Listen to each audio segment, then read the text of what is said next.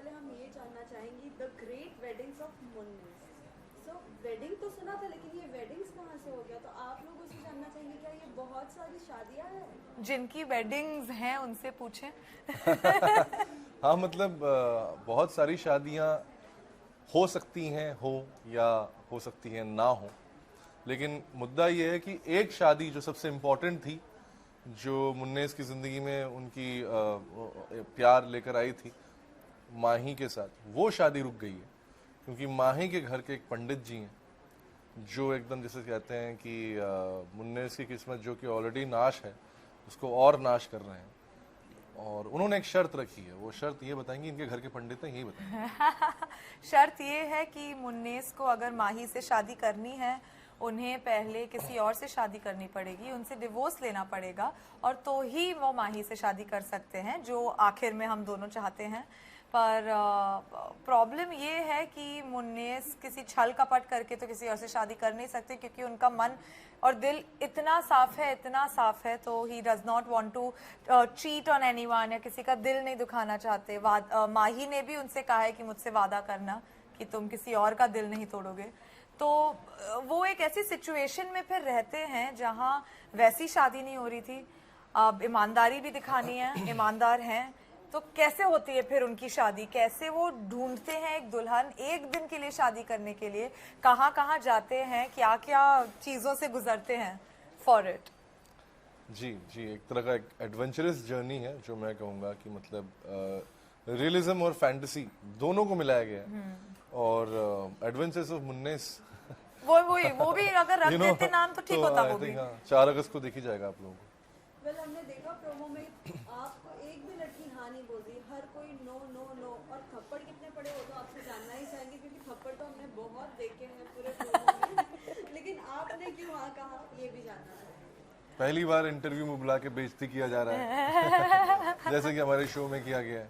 तो खैर, लेकिन नहीं मतलब क्या बोलूं, मतलब कुछ लड़कियों ने तो मतलब एक बार मिलके 2 बार रिजेक्ट कर दिया। तो बस यही है, मैं इस रिजेक्शन के सदमे में हूँ अभी भी। और जब भी अपने आप को देखता हूँ उस हालात में, मुझे सारे उन लड़कों पे बड़ी हंसी आती है जो इस हालात से गुजर रहे हैं। तो बस हाँ मतलब ऐसे बहुत सारे मुन्नेस हैं भी हमारे देश में। तो आपने भी इन्हें हाँ कहा, काफी लोग ऐसे कंफ्यूज है, भाई इन्होंने क्यों हाँ कहा? तो माही ने हाँ नहीं क्यों नहीं कहा, हाँ कर माही ने प्रपोज किया। कौन है ये लोग जो कंफ्यूज हैं? क्यों नहीं आ सकते भाई? क्या मतलब है? पर्सनल क्यों हो रहे हो आप लोग यार? नहीं, बट माही है जो मुन्नेस को प्रपोज करती है। इट्स नॉट इवन जस्ट हाँ, वो मुन्नेस के पीछे जाती है।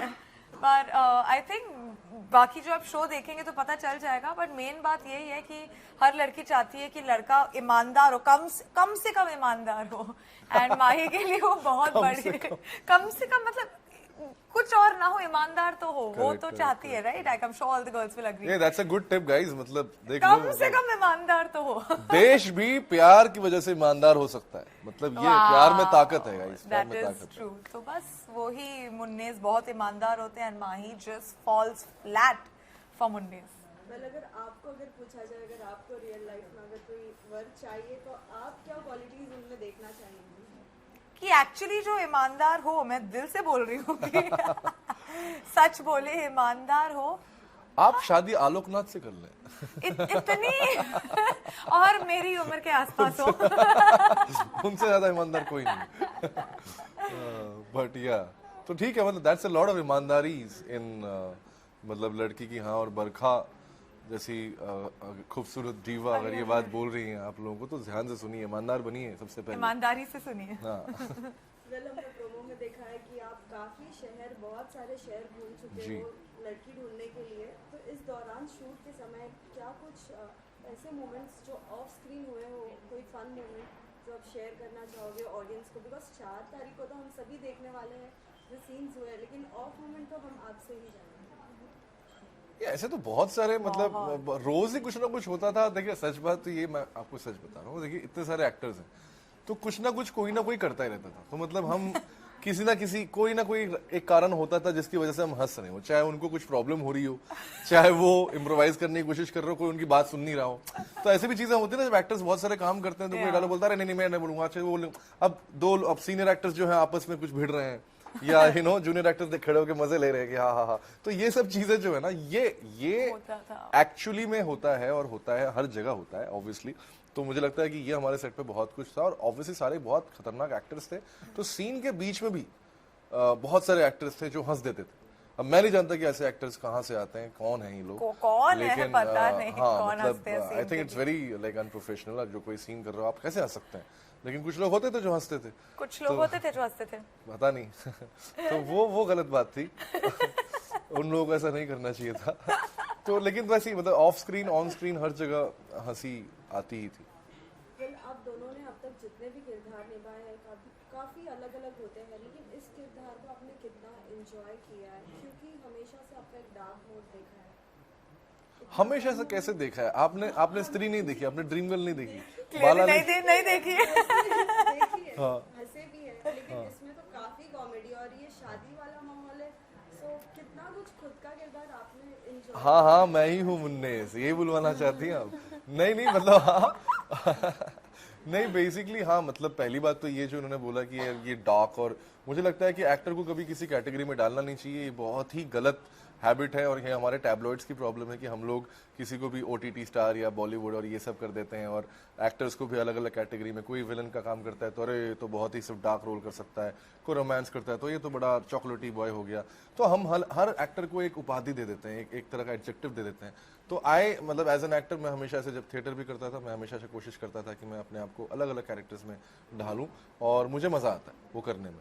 और मुन्नेस एक ऐसा शो था जो मुझे लगता है कि जब मैंने पहली बार इसका एक वन लाइनर सुना था तो मुझे पता है कि इस कैरेक्टर में करने के लिए बहुत कुछ है। कुछ कैरेक्टर्स होते हैं जहाँ पे मतलब you have a lot of scope, शायद वो स्क्रिप्ट में नहीं दिख रहे हैं, लेकिन मुझे पता था कि ऑन ग्राउंड जाके मुझे बहुत कुछ करने को मिलेगा, क्योंकि स्क्रिप्ट में एक्चुअली बाकी characters are well written. Munnes is actually the bystander, वो तो खड़ा होकर देख रहा है ये तमाशा, उसके साथ हो रहा है, हंसी उसके सिचुएशन पे आ रही है, लेकिन उसके लिए तो ट्रेजेडी है। तो इस चीज की जर्नी आई थिंक बड़ी इंटरेस्टिंग थी, और मैंने ऑब्वियसली अपने स्कूल टाइम से अपने मासूमियत को चुराया, और जब मैं डरा करता था, शर्माया करता था लड़कियों से बात करने में, उनके पास जाने में, तो वो उस टाइम को याद किया और बह गए। आपसे भी जानना चाहेंगे ये किरदार जो आपने निभाया है, ये किरदार को कितना एंजॉय किया, और जिस तरीके से अभी अभिषेक ने कहा है कि स्कूल टाइम्स की यादें याद आ गई, क्या ऐसी कोई मोमेंट आपको भी याद आ गई? हाँ मतलब स्कूल टाइम की एक्चुअली बहुत बात है, क्योंकि इतना क्यूट सा रोमांस दिखाया है जहाँ शर्मा रहे, नहीं तो आजकल नहीं होता, आजकल जहाँ शर्मा के बात करते हैं एंड ऑल ऑफ दैट। तो I think just like I remember when I was in school, ये प्रपोज करने का बहुत बड़ा वो था, not for marriage but for relationship. तो कोई मतलब किसी को अगर जाके हाथ पकड़ लेता था तो that used to be like हाँ मैंने उसको प्रपोज किया और वो मेरी गर्लफ्रेंड है। So I think yeah we did channelise that school का प्रपोजिंग। तो उसी वो लेके माही ने भी मुन्नेस को प्रपोज तो मतलब किया। किस करने पे शादी? हाँ किस करने पे तो बच्चे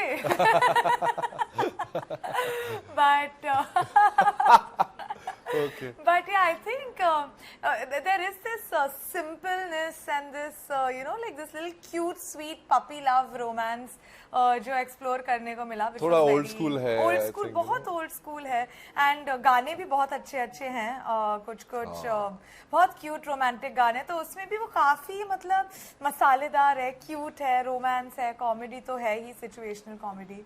and to answer your question, Mahi में मेरे को क्यों मजा आया कैरेक्टर करने के लिए, क्योंकि again it's very different from things I have done before, and look वुक के साथ भी मैंने थोड़ा खेला है, इन टर्म्स ऑफ लाइक थोड़ा अलग लुक किया है जो मैंने पहले कभी नहीं किया है। तो इन टर्म्स ऑफ कैरेक्टर उतना आई थिंक या it was just that it was a different reason की जो किरदार है वो निभाने मिला, so I think that was very cool. साथ ही हमने प्रोमो में देखा था जो वो चुड़ैल वाला वो जो लुक होता है, सो वो काफ़ी एकदम डिफरेंट था। सो वो लुक कैसे किया जाता है, कैसे होता है, क्योंकि जो ऑडियंस होती है उन्हें नहीं पता होता है, राइट? पर मेरे को ये पूछना है आपसे, सबको ऐसे क्यों लग रहा है कि वो चुड़ैल मैं थी? क्या है यार ऐसी क्या वाइब है तेरे अंदर? मेरी हंसी, is it because of my laughter? वो मैं नहीं थी चुड़ैल जी। तो वो आप चुड़ैल से पूछे या अभिषेक से पूछे। नहीं, वो एक्ट्रेस है खतीजा, वो उन्होंने वो परफॉर्म किया है। नहीं, वो कैसे करते हैं और क्या करते हैं, एक्टर तो अपने हिसाब से जो कर देता है, लेकिन जो वीएफएक्स पे होता है वो मैजिक है। और वो सच बताऊं, मेरे लिए भी मैजिक ही है। मैं भी जब देखता हूँ मैं भी पूछता रहता हूँ ये कैसे हो जाएगा, ऐसे कैसे चढ़ जाएगा ऊपर, ऐसे दीवार पे कैसे चली जाएगी, लेकिन वो होता है। और वो चीजें जब बाद में आप एडिट पे देखते हो लगता है कि अरे हाँ यार, जो चीज हमें शायद उस टाइम नहीं लग रही थी या कन्विंस नहीं थे। और ये भी है कि अभी अभी इंडस्ट्री में आए हैं, अभी अभी शूटिंग करना शुरू किया है, तो मतलब बहुत सारी ऐसी चीज़ें हैं, टेक्निकल चीज़ें जो हमें अभी भी एक्सप्लोर कर रहे हैं सेट्स पे जाके। तो जब भी जाते हैं तो हम भी आपकी तरह अचंभित होते हैं कि यार ये हो क्या रहा है, मतलब ये कैसे हो जाएगा।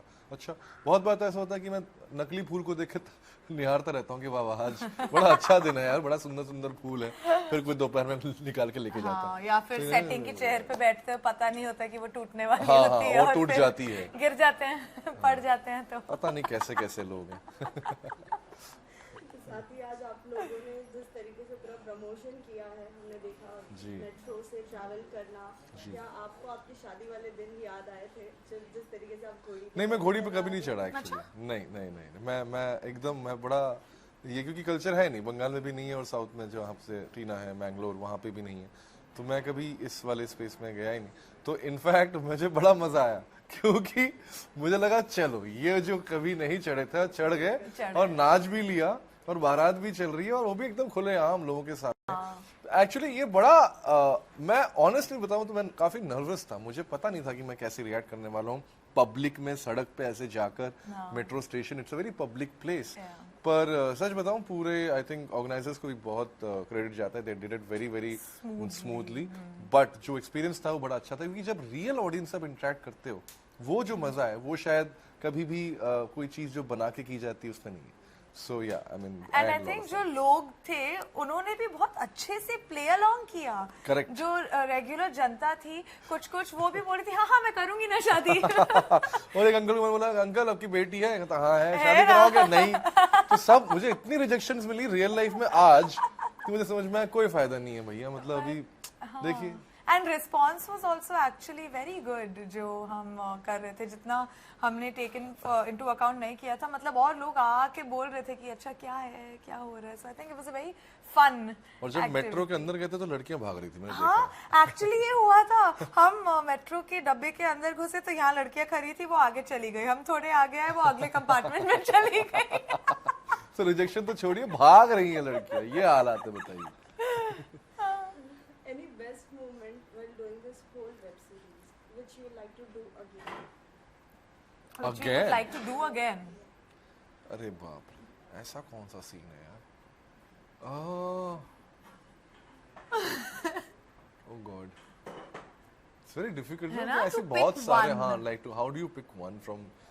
बहुत सारे ऐसे सीन्स हैं यार जो मतलब बहुत मजेदार थे और मजा आया करने में। हाँ, लेकिन पर्टिकुलर गाना शूट करने में बहुत मजा आया था, so that's something I wouldn't mind doing again and again, क्योंकि फुल नौटंकी, और उन्होंने हमें फुल फ्रीडम भी दे दी थी। तो उन्होंने बोला था फैल जाओ तुम दोनों, जो करना है करो।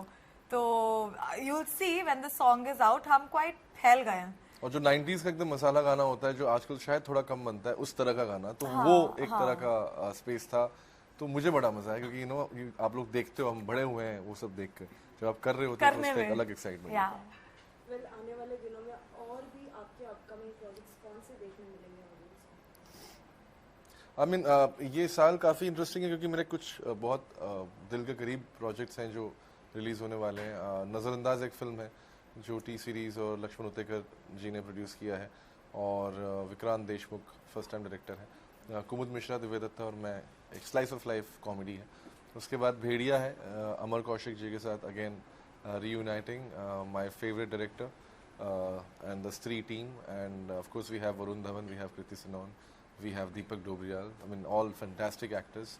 और वो मुझे लगता है कि एक बहुत ही यूनिक और स्पेशल फिल्म है, और जॉनर बेंडिंग फिल्म है, and not because I am in it, but I really think ऐसा जॉनर शायद इंटरनेशनली भी देखने को नहीं मिला है। तो मैं काफ़ी ज़्यादा होप रखता हूँ उस फिल्म से। End of course Rana Naidu उसके बाद, जो कि एक अगेन बहुत ही अच्छी सीरीज़ है। मेरे पुराने दोस्त मिर्ज़ापुर करण अंशुमन और सुपन वर्मा ने बनाई हैं। तो वो भी एक राणा दुग्गपति, वेंकटेश साउथ के 2 सुपरस्टार्स के साथ काम किया है। तो वो एक बड़ा इंटरेस्टिंग शो लग रहा है जो आने वाले टाइम में मुझे लगता है ऑडियंस को पसंद आएगा। So this is a show I'm very excited about. पर अभी 29th को ही मसाबा 2 रिलीज हुआ था, जिसमें I was a part of that show. Later मैं बताऊंगी नहीं कब, सीजन 3 एक शो है प्लीज फाइंड अटैच्ड, उसकी भी काफी यूथ ऑडियंस है, and that's a show that's very close to my heart also because it's a 3rd season, तो फैमिली टाइप बन गई है dice media. It's Amazon mini TV पे आने वाला है, वो आने वाला है। Then this project I am very excited about because मेरे बचपन का सपना पूरा हुआ है फिल्म में, जहाँ मुझे माधुरी दीक्षित के साथ डांस करने का मौका मिला, तो वो भी रिलीज होगी फिल्म लेटर दिस ईयर। तो बहुत ज्यादा एक्साइटिंग ईयर है, so I am very, because for me it's very new all these things, so like I am very excited. इनको तो आदत पड़ गई होगी बट आई एम वेरी बिल्कुल आदत पड़ी है यार, कमाल है। मतलब अभी तो मैं छोटा बच्चा हूँ। छोटा बच्चा है अभी। लास्टली सभी फैंस को क्या मैसेज देना चाहोगे? ये फिल्म लगी, वेब सीरीज वो क्यों देखे, क्या उन्हें सीख मिलेगी? हाँ बिल्कुल मिलेगी यार, वैसे भी बहुत मारकाट देख ली, थोड़ा सा कॉमेडी वॉमेडी देखो, घर वालों के साथ देखो। ये बड़ी कंप्लेन आती है कि बहुत बार ये बोला जाता है कि यार हम फैमिली के साथ नहीं देख पाते हैं वेब सीरीज, क्योंकि उसमें कुछ शायद ऐसा कंटेंट होता है जो आप कंफर्टेबल नहीं है। ये एकदम कंफर्टेबल कंटेंट है, दादी के साथ भी देख सकते हैं, किसी के साथ भी देखिए। मतलब इतना और सिंपल कॉमेडी है, जिसे कहते हैं कि और सिंपल तरीके से बहुत सारी सोशल मैसेजेस जो हैं हमने एपिसोड्स में दिया है, प्रीच नहीं किया है, कोई भाषणबाजी नहीं की है। I think emotions are intact, comedy के बावजूद जो सोल है, जो आत्मा है कैरेक्टर्स की, वो ह्यूमन है, और वो आपको आई होप कि शो में देखने को मिलेगा। तो ज़रूर देखिए ग्रेट वेडिंग्स ऑफ मुन्नेस 4 अगस्त को अपने नज़दीकी टीवीज़ पे वूट सेलेक्ट पर। Thank you. Thank you thank you so much.